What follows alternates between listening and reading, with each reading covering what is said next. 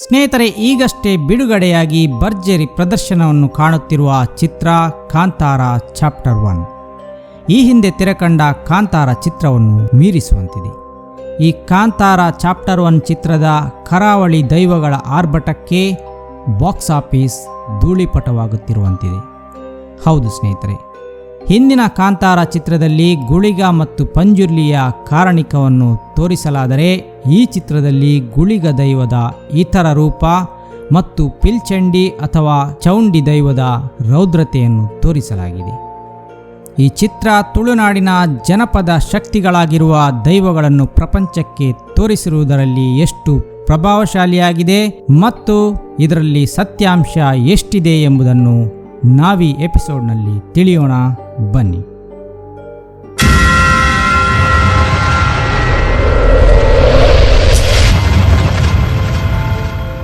ಸ್ನೇಹಿತರೆ, ಚಿತ್ರದಲ್ಲಿ ದೈವಗಳನ್ನು ಈಶ್ವರನ ಗಣಗಳು ಎಂದು ಕರೆಯಲಾಗಿದೆ. ಗುಳಿಗ ಮತ್ತು ಪಿಲ್ಚಂಡಿ ಮಾತ್ರವಲ್ಲದೆ ಕರಾವಳಿಯ ಎಲ್ಲ ದೈವಗಳನ್ನು ಶಿವದೇವರ ಗಣಗಳು ಎಂದೇ ಹೆಚ್ಚಿನ ಕಡೆಗಳಲ್ಲಿ ಹೇಳಲಾಗಿದೆ ಮತ್ತು ಹೇಳುತ್ತಿದ್ದಾರೆ ಕೂಡ. ಹಾಗಾದರೆ ಚಿತ್ರದಲ್ಲಿ ತೋರಿಸಿರುವಂತೆ ತುಳುನಾಡಿನ ದೈವಗಳು ಶಿವದೇವರ ಗಣಗಳು ಹೌದೇ? ವೈದಿಕ ಧರ್ಮಕ್ಕಿಂತಲೂ ಹಳೆಯದಾದ ತುಳುನಾಡಿನ ಈ ದೈವ ಪಂಥ ಅಥವಾ ಭೂತಾರಾಧನೆಯನ್ನು 2 ವಿಭಾಗಗಳಾಗಿ ವಿಂಗಡಿಸಬಹುದು. 1 ಪ್ರಾಕೃತಿಕ ದೈವ, 2 ವ್ಯಕ್ತಿ ದೈವ. ಇವೆರಡು ಗುಂಪುಗಳ ಮೂಲ ಸ್ಥಳೀಯ ಜನಪದ ಧರ್ಮ ಪ್ರಕೃತಿ ಆರಾಧನೆ. ಪ್ರಾಕೃತಿಕ ದೈವಗಳಲ್ಲಿ ಮುಂಚೂಣಿಯಲ್ಲಿ ಬರುವಂಥದ್ದು ನಾಗ, ಪಂಜುರ್ಲಿ, ಗುಳಿಗ, ಚೌಂಡಿ ಮೊದಲಾದ ದೈವಗಳು. ಇನ್ನು ವ್ಯಕ್ತಿ ದೈವಗಳಲ್ಲಿ ಬರುವಂಥದ್ದು ಕೊರಗಜ್ಜ, ಬಬ್ಬುಸ್ವಾಮಿ, ಕೋಟಿ ಚೆನ್ನಯ್ಯ, ಕಲ್ಕುಡ, ಕಲ್ಲುರ್ಟಿ, ಅಣ್ಣಪ್ಪ ಸ್ವಾಮಿ, ಲೆಕ್ಕೇಸಿರಿ ಮುಂತಾದ ದೈವಗಳು. ಸ್ನೇಹಿತರೆ, ಹಾಗಾದರೆ ಪ್ರಾಕೃತಿಕ ದೈವ ಮತ್ತು ವ್ಯಕ್ತಿ ದೈವ ಅಂದರೇನು ಎಂಬುದನ್ನು ತಿಳಿಯೋಣ ಬನ್ನಿ. ಪ್ರಾಕೃತಿಕ ದೈವವೆಂದರೆ ಪ್ರಕೃತಿಯ ಶಕ್ತಿಗಳ ಪ್ರತಿನಿಧಿ. ಹಳ್ಳಿಯ ನೆಲ, ಬೆಟ್ಟ, ನದಿ, ಸಮುದ್ರ, ಕಾಡು, ಗಡಿ ಇತ್ಯಾದಿಗಳನ್ನು ನಂಬಿಕೆಯಾಗಿ ಪರಿಗಣಿಸುವ ದೈವಗಳು. ಇದರ ಕಾರ್ಯ ಪ್ರಕೃತಿ, ಹಳ್ಳಿ, ಹೊಲ, ನದಿ, ಮಣ್ಣು, ಧಾನ್ಯ ಇವುಗಳನ್ನು ಕಾಯುವ ಶಕ್ತಿ. ಉದಾಹರಣೆಗಳು: ಗುಳಿಗ ನಾಡು, ಹಳ್ಳಿ, ಗಡಿ ಕಾಯುವ ದೈವ. ಪಂಜುರ್ಲಿ ಹಂದಿಗಳ ಕಾಟದಿಂದ ವ್ಯವಸಾಯಕ್ಕೆ ತೊಂದರೆಯುಂಟಾದಾಗ ಜನರು ನಂಬಿದ ಶಕ್ತಿ ಮತ್ತು ಸಮುದ್ರ ಹಾಗೂ ನದಿಯ ಶಕ್ತಿ. ಚೌಂಡಿ ಏನೆಂದು ನೋಡಹೋದರೆ ಇದು ಕಾಡು ಮತ್ತು ಅರಣ್ಯ ಶಕ್ತಿ. ಹಾಗೆಯೇ ನಾಗ ಭೂಮಿ, ಜಲ ಮತ್ತು ಸಂತಾನೋತ್ಪತ್ತಿಯ ಶಕ್ತಿ. ಇನ್ನು ವ್ಯಕ್ತಿ ದೈವಗಳು ಎಂದರೆ ಇವರು ಮೂಲತಃ ಪ್ರಕೃತಿ ದೇವರಾಗಿರದೆ ಮಾನವನ ಆತ್ಮವನ್ನು ಶಕ್ತಿಯಾಗಿ ಪರಿಗಣಿಸಿ ದೈವೀಕರಣ ಮಾಡಲಾದ ದೈವಗಳು. ಸ್ನೇಹಿತರೆ, ಇವರೆಲ್ಲ ಹೆಚ್ಚಿನವರು ತುಳುನಾಡಿನ ಕೆಳವರ್ಗದ ದೈವಗಳಾಗಿವೆ. ಕೋಟಿ ಚೆನ್ನಯ್ಯ, ಅಣ್ಣಪ್ಪ ಸ್ವಾಮಿ, ಬಬ್ಬುಸ್ವಾಮಿ, ಕೊರಗಜ್ಜ, ಕಲ್ಕುಡ, ಲೆಕ್ಕೇಸಿರಿ ಮುಂತಾದ ದೈವಗಳು. ಇವರೆಲ್ಲ ಅಂದಿನ ಕಾಲಘಟ್ಟದಲ್ಲಿ ಭೂಮಿಯಲ್ಲಿ ಬದುಕಿ ಮೇಲ್ವರ್ಗದವರ ಅಟ್ಟಹಾಸ, ದೌರ್ಜನ್ಯ ಮತ್ತು ಸಮಾಜದಲ್ಲಿನ ಅಸಮಾನತೆಯ ವಿರುದ್ಧ ಹೋರಾಡಿ ಬಲಿಯಾದ ವೀರರು. ಇವರು ಕೂಡ ಪ್ರಕೃತಿ ಆರಾಧನೆಯ ಪ್ರಾಕೃತಿಕ ಶಕ್ತಿಗಳನ್ನು ಪೂಜಿಸುತ್ತಿದ್ದವರೇ ಆಗಿದ್ದರು. ಸ್ನೇಹಿತರೆ, ಇವರೆಲ್ಲರ ಮೂಲ ಬೆರ್ಮೆ ದೈವವೆಂದು ತುಳುನಾಡಿನ ಜನಪದಗಳಲ್ಲಿ ಉಲ್ಲೇಖವಿದೆ. ತುಳುನಾಡಿನ ಸ್ಥಳೀಯ ಮೂಲವೇ ಈ ಬೆರ್ಮೆರ್ ಎಂದು ಹೇಳಲಾಗುತ್ತದೆ. ಸ್ನೇಹಿತರೆ, ಇಲ್ಲಿ ಗಮನಿಸಬೇಕಾದುದೇನೆಂದರೆ ತುಳುನಾಡಿನ ಸೃಷ್ಟಿ ಅಂದರೆ ಬೆಟ್ಟ ಗುಡ್ಡಗಳನ್ನು ಬಗೆದು ಮಾಡಿದ ಸೃಷ್ಟಿಯಲ್ಲ, ಅಥವಾ ವೈದಿಕ ಕಥೆಗಳಲ್ಲಿರುವಂತೆ ಕೊಡಲಿಯನ್ನು ಎಸೆದು ಸಮುದ್ರದ ನೀರನ್ನು ಹಿಂದೆ ಸರಿಸಿದ ಸೃಷ್ಟಿಯೂ ಅಲ್ಲ. ತುಳುನಾಡಿನ ಜನಪದ ಇತಿಹಾಸವನ್ನು ಸರಿಯಾಗಿ ಅಧ್ಯಯನ ಮಾಡಿದರೆ ನಮಗೆ ಗೊತ್ತಾಗುವುದೇನೆಂದರೆ ತುಳುನಾಡಿನ ಸೃಷ್ಟಿ ಎಂದರೆ ಜನಜೀವನವನ್ನು ಬೆಸೆದವನು ಎಂದರ್ಥ. ಈ ಬೆಸುಗೆಯ ಮೂಲವೇ ಬೆರ್ಮೆರ್ ಆಗಿದ್ದಾರೆ. ಸ್ನೇಹಿತರೆ, ಪ್ರಕೃತಿ ಆರಾಧನೆಯ ಸಮಯದಲ್ಲಿ ಬೆರ್ಮೆರ್ ಕಟ್ಟಿದ ತುಳುನಾಡಿನಲ್ಲಿ ಎಲ್ಲಿಯೂ ಜಾತಿ ವ್ಯವಸ್ಥೆ ಇರದಿದ್ದ ಕಾರಣದಿಂದಾಗಿ ಈ ಬೆರ್ಮೆರನ್ನು ಯಾವುದೇ ಒಂದು ನಿರ್ದಿಷ್ಟ ಸಮುದಾಯಕ್ಕೆ ಸೀಮಿತ ಮಾಡಲು ಸಾಧ್ಯವಿಲ್ಲ. ಹಾಗಾದರೆ ಕಾಂತಾರದಲ್ಲಿ ಹೇಳಿದಂತೆ ಗುಳಿಗ ಶಿವಗಣ ಎಂಬುದು ಸುಳ್ಳೇ? ಹೌದು, ನಾವು ಮೊದಲೇ ಹೇಳಿದಂತೆ ತುಳುನಾಡಿನ ದೈವಗಳಿಗೂ ವೈದಿಕ ದೇವರಿಗೂ ಯಾವುದೇ ರೀತಿಯ ಸಂಬಂಧವಿಲ್ಲ. ತುಳುನಾಡಿನ ದೈವಾರಾಧನೆ ಅರ್ಥಾತ್ ಭೂತಾರಾಧನೆ ದೈವಿಕ ಆಚರಣೆಗಳಿಗಿಂತ ಪೂರ್ವಭಾವಿಯಾಗಿರುವ ದ್ರಾವಿಡ ಸಂಸ್ಕೃತಿಯ ಭಾಗವಾಗಿದ್ದು, ಇದರಲ್ಲಿ ದೈವಗಳನ್ನು ಮುಕ್ತವಾಗಿ ನಿರಾಕಾರ ಮತ್ತು ಪ್ರಾಕೃತಿಕ ಶಕ್ತಿಗಳ ರೂಪದಲ್ಲಿ ಪೂಜಿಸಲಾಗುತ್ತಿತ್ತು. ತುಳುನಾಡಿನ ದೈವಾರಾಧನೆಯ ಮೇಲೆ ವೈದಿಕ ಸಂಸ್ಕೃತಿಯ ಪ್ರಭಾವ. ಸ್ನೇಹಿತರೆ, ಮಧ್ಯಯುಗದಲ್ಲಿ ವೈದಿಕರು ತುಳುನಾಡಿಗೆ ವಲಸೆ ಬಂದ ನಂತರ ಧಾರ್ಮಿಕ, ಸಾಮಾಜಿಕ ಹಾಗೂ ಸಾಂಸ್ಕೃತಿಕವಾಗಿ ಹಲವು ಪ್ರಮುಖ ಬದಲಾವಣೆಗಳಾದವು. ವೈದಿಕ ಆಚರಣೆ, ದೇವಸ್ಥಾನಗಳ ನಿರ್ಮಾಣ, ಯಜ್ಞ, ಮೂರ್ತಿ ಪೂಜೆ, ವೇದಶೀಲತೆ ತುಳುನಾಡಿನಲ್ಲಿ ಹೆಚ್ಚಳವಾದವು.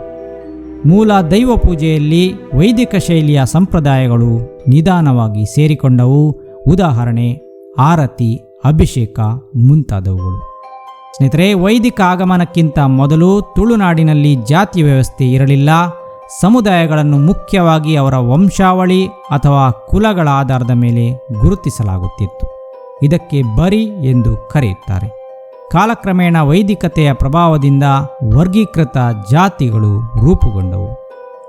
ವೈದಿಕರು ಇಲ್ಲಿಗೆ ಬಂದ ಬಳಿಕ ಜಾತಿ ವ್ಯವಸ್ಥೆಯ ಶ್ರೇಣೀಕರಣದ ಪ್ರಭಾವವು ತುಂಬ ಆಳವಾಗಿ ಬೇರೂರಿತು. ವೈದಿಕ ಸಂಸ್ಕೃತಿಯ ಪ್ರಭಾವದಿಂದ ಸ್ಥಳೀಯ ವೃತ್ತಿಪರ ಗುಂಪುಗಳು ಮತ್ತು ಮೂಲ ನಿವಾಸಿ ಸಮುದಾಯಗಳು ಹೆಚ್ಚು ಕಟ್ಟುನಿಟ್ಟಾದ ಶ್ರೇಣೀಕರಣಕ್ಕೆ ಒಳಪಟ್ಟವು. ಸಾಮಾಜಿಕ ಅಸಮಾನತೆ, ದೌರ್ಜನ್ಯ ಇಲ್ಲಿನ ಮೂಲ ನಿವಾಸಿಗಳ ಮೇಲೆ ನಡೆಯಲು ಪ್ರಾರಂಭವಾಗುತ್ತದೆ. ಇದೇ ಕಾಲಘಟ್ಟದಲ್ಲಿ ಇಂತಹ ದೌರ್ಜನ್ಯದ ವಿರುದ್ಧ ಹೋರಾಡಿದ ಕೆಲ ಉತ್ತಮ ವ್ಯಕ್ತಿಗಳನ್ನು ಹತ್ಯೆ ಮಾಡಲಾಗುತ್ತದೆ. ಇವರೇ ಮುಂದೆ ವ್ಯಕ್ತಿ ದೈವಗಳಾಗಿ ತುಳುನಾಡಿನಲ್ಲಿ ಆರಾಧನೆಗೆ ಒಳಪಡುತ್ತಾರೆ. ಸ್ನೇಹಿತರೆ, ಇವರೆಲ್ಲ ತುಳುನಾಡಿನಲ್ಲಿ ಬದುಕಿದ್ದರು ಎಂಬುದಕ್ಕೆ ಸಾಕ್ಷಿಗಳು, ಪುರಾವೆಗಳು ಇಂದಿಗೂ ನಮಗೆ ಕಾಣಸಿಗುತ್ತದೆ. ಇದು ಯಾವುದೇ ಪೌರಾಣಿಕ ಕಥೆಯಲ್ಲ. ಇನ್ನು ಧಾರ್ಮಿಕ ಬದಲಾವಣೆಯಾಗಿ ಮೂಲ ನಿವಾಸಿಗಳ ದೈವಾರಾಧನೆಗಿಂತ ಉನ್ನತವಾಗಿ ದೇವಾಲಯಗಳ ಆಧಾರಿತ ಸಂಸ್ಕೃತಮಯ ಪೂಜೆಗಳು ಹೆಚ್ಚು ಮುನ್ನೆಲೆಗೆ ಬಂದವು. ಸ್ನೇಹಿತರೆ, ತುಳುನಾಡಿಗೆ ವಲಸೆ ಬಂದ ವೈದಿಕರಿಗೆ ಇಲ್ಲಿನ ಜನರ ನಾಡಿನ ಆತ್ಮವಾಗಿದ್ದ ದೈವಾರಾಧನೆಯನ್ನು ಸಂಪೂರ್ಣವಾಗಿ ಒಮ್ಮೆಲೆ ತಡೆದು ಹಾಕುವುದು ಬಹಳ ಕಷ್ಟವಾಗಿತ್ತು. ಆದ್ದರಿಂದ ಇದನ್ನು ನೇರವಾಗಿ ನಾಶ ಮಾಡುವ ಬದಲು ಅದನ್ನೇ ತಮ್ಮ ಪುರಾಣಗಳಿಗೆ ಸೇರಿಸುವ ತಂತ್ರ ಬಳಸುತ್ತಾರೆ. ಬ್ರಾಹ್ಮಣೀಕರಣದ ನಂತರ ಇಲ್ಲಿನ ಜನಪದ ದೈವಗಳನ್ನು ವೈದಿಕ ಹಿಂದೂ ಪುರಾಣಕ್ಕೆ ಸೇರಿಸಲು ಹಲವಾರು ಕಥೆಗಳು ಹುಟ್ಟಿಕೊಂಡವು. ಸ್ನೇಹಿತರೆ, ತುಳುನಾಡಿನ ಜನಪದ ಶಕ್ತಿಯನ್ನು ವೈದಿಕ ಶಕ್ತಿಗೆ ವಿಲೀನ ಮಾಡುವ ಪ್ರಕ್ರಿಯೆ ಅದಾಗಿತ್ತು. ಪ್ರಾಕೃತಿಕ ದೈವಗಳಲ್ಲಿ ಬರುವ ನೆಲ, ಗಡಿ ಕಾಯುವ ನಿರಾಕಾರ ಗುಳಿಗ ದೈವವನ್ನು ಈಶ್ವರನ ಬೆವರಿನ ಉಂಡೆಯಲ್ಲಿ ಹುಟ್ಟಿದವ ಎಂದು ಹೇಳಿ ದೈವವನ್ನು ಶಿವಗಣ ಅಂದರೆ ಸೇವಕನಾಗಿ ಮಾಡಲಾಗುತ್ತದೆ. ಜನರ ನಂಬಿಕೆಯ ಪ್ರಾಕೃತಿಕ ಶಕ್ತಿಯಾಗಿದ್ದ ಪಂಜುರ್ಲಿಯನ್ನು ವಿಷ್ಣುವಿನ ವರಾಹಾವತಾರ ಎಂದು, ಪಾರ್ವತಿಯ ದಾಸಿ ಎಂದು ಕಥೆಯನ್ನು ಹೆಣೆಯಲಾಗುತ್ತದೆ. ಕಾಡು ಅರಣ್ಯ ಶಕ್ತಿಯ ರೂಪವಾಗಿರುವ ಪಿಲ್ಚಂಡಿ ಅಥವಾ ಚೌಂಡಿ ದೈವವನ್ನು ಹುಲಿದೈವ, ದುರ್ಗಾದೇವಿಯ ಅನುಗ್ರಹಿತ ಗಣ ಎಂಬ ಕತೆ ಸೃಷ್ಟಿಸಲಾಯಿತು. ಚಾಮುಂಡಿ ದೇವಿಯ ಪೌರಾಣಿಕ ರೂಪದಡಿ ಪಿಲಿದೈವ ಅಥವಾ ಪಿಲ್ಚಂಡಿಯನ್ನು ಸೇರಿಸಲಾಯಿತು. ಇನ್ನು ವ್ಯಕ್ತಿ ದೈವಗಳಾಗಿ ಇಲ್ಲಿನ ಜನಮಾನಸವನ್ನು ಕಟ್ಟಿದ ಬೆರ್ಮೆಯನ್ನು ಬ್ರಹ್ಮ ಎಂದು ಹೇಳಲಾಯಿತು. ಲೆಕ್ಕೇಸಿರಿ ಎಂಬ ತುಳುನಾಡಿನ ಮಹಿಳಾ ನಾಯಕಿ ಅನ್ಯಾಯಕಾರಿ ಮತ್ತು ಪೀಡನೆಗೆ ವಿರುದ್ಧವಾಗಿ ನಿಂತು ಬಲಿಯಾಗಿ ವ್ಯಕ್ತಿ ದೈವವಾಗಿ ಪೂಜಿಸಲ್ಪಡುತ್ತಿದ್ದಳು. ಬ್ರಾಹ್ಮಣೀಕರಣದ ನಂತರ ಲೆಕ್ಕೇಸಿರಿಯ ಕತೆ ತಿರುಚಲ್ಪಡುತ್ತದೆ. ಅವಳನ್ನು ದುರ್ಗೆ, ಕಾಳಿಯ ಅವತಾರ ಎಂದು ಲೆಕ್ಕೇಸಿರಿ ಹೆಸರನ್ನೇ ರಕ್ತೇಶ್ವರಿ ಎಂದು ಬದಲಿಸಿ ಅದಕ್ಕೆ ಪೌರಾಣಿಕ ಅಸುರ ಸಂಹಾರದ ಕಥೆಯನ್ನು ಸೇರಿಸಲಾಗುತ್ತದೆ. ಹೀಗೆ ಇನ್ನುಳಿದ ತುಳುನಾಡಿನ ಎಲ್ಲ ದೈವಗಳನ್ನು ಶಿವಗಣ ಎಂದು ಹೇಳಿ ಭವಿಷ್ಯದಲ್ಲಿ ವೈದಿಕತೆಯ ಪ್ರಭಾವ ಹೆಚ್ಚಾಗುವಂತೆ ಮಾಡಲಾಗುತ್ತದೆ. ಇಲ್ಲಿನ ಜನಪದ ದೈವಗಳ ಕಥೆಗಳನ್ನು ತಿರುಚಿ ಅದಕ್ಕೆ ಶಿವ, ವಿಷ್ಣು, ಪಾರ್ವತಿ ಜೊತೆ ಸಂಯೋಜನೆ ಮಾಡಲಾಗುತ್ತದೆ. ಮುಂದಿನ ದಿನಗಳಲ್ಲಿ ದೈವಾರಾಧನೆಗೆ ವೈದಿಕ ವಿಧಿವಿಧಾನ ಅಂದರೆ ಆರತಿ, ಮಂತ್ರಗಳನ್ನು ಸೇರಿಸಲಾಯಿತು. ದೈವಗಳ ನೇಮೋತ್ಸವಕ್ಕೂ ದೈವಸ್ಥಾನಗಳ ನಿರ್ಮಾಣಕ್ಕೂ ಬ್ರಾಹ್ಮಣ ಪೂಜಾರಿಗಳ ಹಾಜರಾತಿ ಕಡ್ಡಾಯವಾಯಿತು. ಸ್ನೇಹಿತರೆ, ಇಲ್ಲಿನ ಮೂಲ ನಿವಾಸಿಗಳು ಇಲ್ಲಿನ ದೈವಗಳನ್ನು ಆರಾಧಿಸುತ್ತಿದ್ದರು. ಆದರೆ ವೈದಿಕರು ಅದನ್ನು ವೈದಿಕ ದೇವರ ಸೇವಕರು ಎಂದು ತಿರುಗಿಸಿ ಅದನ್ನು ವೈದಿಕ ಧರ್ಮಕ್ಕೆ ಸೇರಿಸಿದ್ದರು. ಇದರಿಂದ ಬ್ರಾಹ್ಮಣರು 2 ಲಾಭ ಪಡೆದುಕೊಂಡರು. ಒಂದು, ಜನರ ಕೋಪ ತಪ್ಪಿಸಲು ದೈವಾರಾಧನೆಯನ್ನು ನಾಶವಾಗದಂತೆ ನೋಡಿಕೊಂಡದ್ದು. 2, ಅದನ್ನು ತಮ್ಮ ಧಾರ್ಮಿಕ ವ್ಯವಸ್ಥೆಗೆ ಸೇರಿಸಿ ಜನರ ಮೇಲೆ ಹಿಡಿತ ಸಾಧಿಸಿದ್ದು.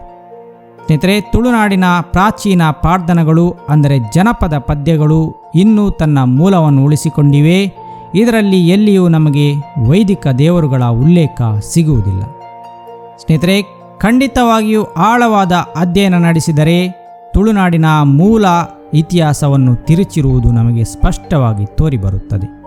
ತುಳುನಾಡು ಮಾತ್ರವಲ್ಲ, ದೇಶದಾದ್ಯಂತ ಇದ್ದ ಸ್ಥಳೀಯ ಜನಾಂಗಗಳ, ಬುಡಕಟ್ಟುಗಳ, ಬೌದ್ಧ, ಜೈನ ಜನಪದ ಆಚರಣೆ ನಂಬಿಕೆಗಳನ್ನು ತಿರುಚಿ ಅದನ್ನು ವೇದ ಪುರಾಣಗಳ ಪರಂಪರೆಯೊಳಗೆ ಸೇರಿಸುವ ಪ್ರಯತ್ನ ಹಂತ ಹಂತವಾಗಿ ಉತ್ತರದಿಂದ ದಕ್ಷಿಣದೆಡೆಗೆ ನಡೆದುಕೊಂಡು ಬಂದಿದೆ. ಸ್ನೇಹಿತರೆ, ಕೊನೆಯದಾಗಿ ಮೂಲ ತುಳುನಾಡಿನ ದೈವಗಳು ಸ್ವತಂತ್ರ ಜನಪದ ದೈವಗಳು. ಶಿವಗಣ ಎಂಬ ಹೆಸರು ತುಳುನಾಡಿನ ಬ್ರಾಹ್ಮಣೀಕರಣದ ನಂತರ ಬಂದ ಪರಿಕಲ್ಪನೆ. ಕಾಂತಾರ ಚಾಪ್ಟರ್ 1 ಚಿತ್ರ ಇಲ್ಲಿನ ಜನಪದದ ಕೆಲವು ಅಂಶಗಳನ್ನು ತೋರಿಸಿದರೂ ಆಳವಾದ ಐತಿಹಾಸಿಕ ಸತ್ಯವನ್ನು ತೋರಿಸದೆ ಪುರಾಣದ ವ್ಯಾಖ್ಯಾನವನ್ನೇ ಒತ್ತಿ ಹಿಡಿದಿದೆ. ಇಲ್ಲಿಗೆ ಈ ವಿಡಿಯೋ ಕೊನೆಯಾಗಲಿದೆ. ಮುಂದಿನ ವಿಡಿಯೋದಲ್ಲಿ ಮತ್ತೆ ಸಿಗೋಣ. ವಿಡಿಯೋ ನೋಡಿದ್ದಕ್ಕಾಗಿ ಧನ್ಯವಾದಗಳು.